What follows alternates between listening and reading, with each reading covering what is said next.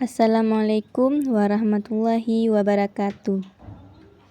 Pada pertemuan kali ini, kita akan membahas tentang penjadwalan proses round robin atau biasanya disingkat dengan RR. Nah, sebelumnya kita harus mengetahui apa itu RR atau round robin. Round robin itu salah satu algoritma scheduling yang paling tua, mudah diterapkan, serta paling sederhana untuk digunakan.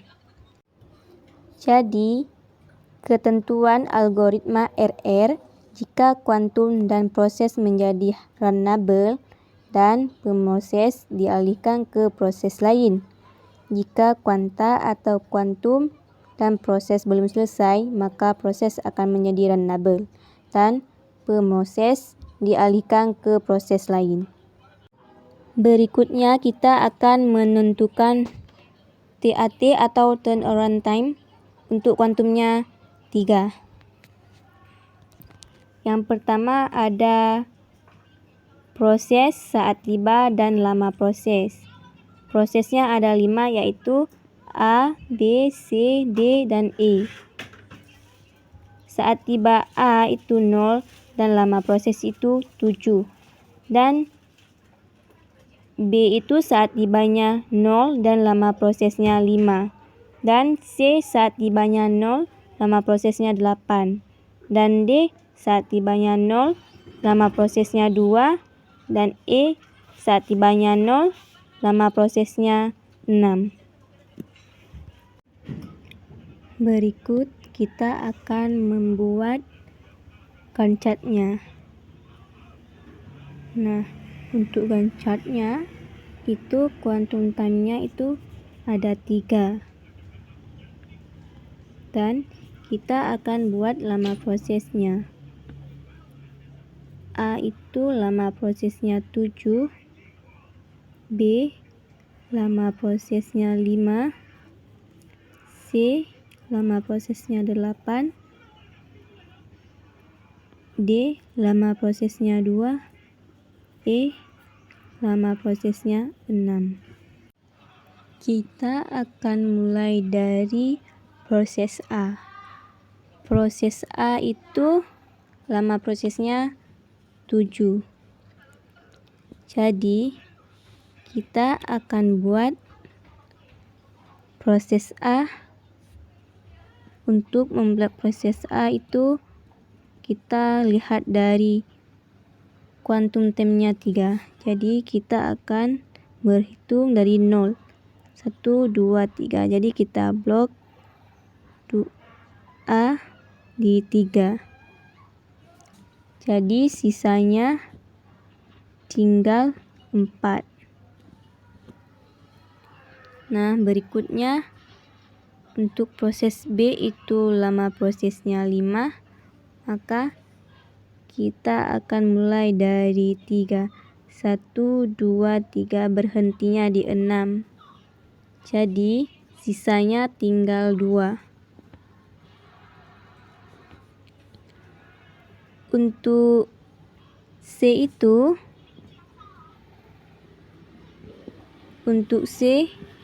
prosesnya lama prosesnya 8. Maka kita akan mulai dari 6. 1, 2, 3. Maka sisanya tinggal 5. Untuk proses D, lama prosesnya itu 2. Setelah itu, untuk proses D. Proses D-nya lama prosesnya 2, jadi kita mulai dari 9. 1, 2. Berhentinya di 11, kita blok proses D. Jadi untuk proses D itu udah habis. Jadi ini udah habis. Selanjutnya untuk proses E. Untuk proses E lama prosesnya 6. Jadi kita mulai dari 11.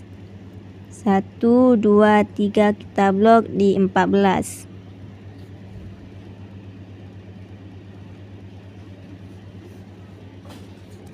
Jadi sisanya tinggal 3. Nah, berikutnya kita akan melanjutkan sisa-sisa yang tadi. Jadi A itu sisanya 4. Jadi kita mulai dari 14.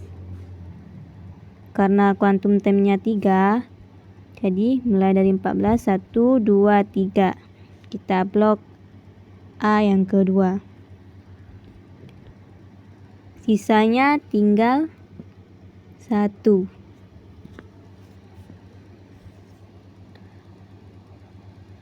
Untuk B itu jadi sisanya tadi 2. Jadi kita mulai dari 17. 1, 2. Kita blok B. Jadi untuk proses B itu udah selesai.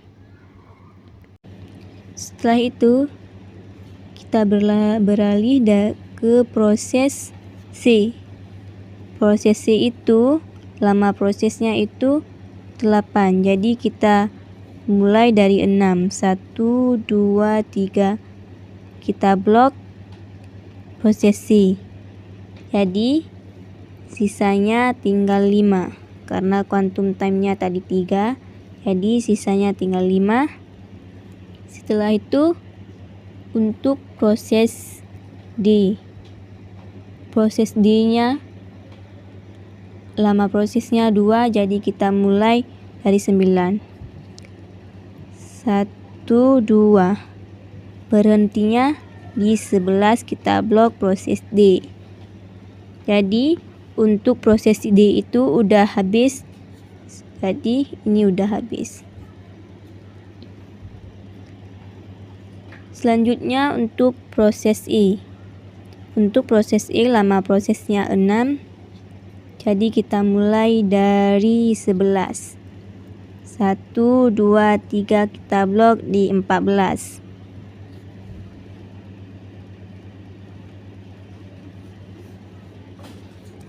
Jadi sisanya tinggal 3.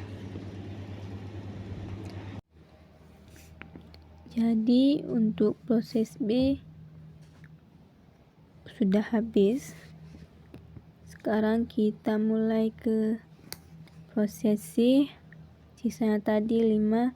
Jadi kita mulai dari 19. 1, 2, 3. Kita blok C yang kedua. Sisanya berarti tinggal 2. Berikutnya untuk proses B itu udah habis. Jadi kita langsung ke E. Sisanya tadi tinggal 3. Jadi kita mulai dari 2. 1, 2, 3. Kita blok E yang kedua. Berarti untuk E itu udah habis. Tinggal A yang ketiga, sisanya itu 1. Jadi kita mulai dari 25. 1. Kita blok A yang ketiga. Udah habis. Jadi tinggal yang C. C itu sisanya tadi 2. Langsung dari 26. 1, 2. Kita blok C yang ketiga. Udah habis. Nah, berikutnya kita langsung akan buat WT atau waiting time-nya. Yang pertama kita lihat proses A dulu. Proses A itu ada berapa kali muncul? Dia ada 3 kali muncul. 1, 2, 3. Jadi kita buat di sini 2 kali, 3 kali. 3. 1, 2, 3. Untuk yang proses yang pertama itu kita hitung, berarti dia mulainya dari 0. Berarti sini kita buat 0. Untuk proses yang kedua kita akan menghitung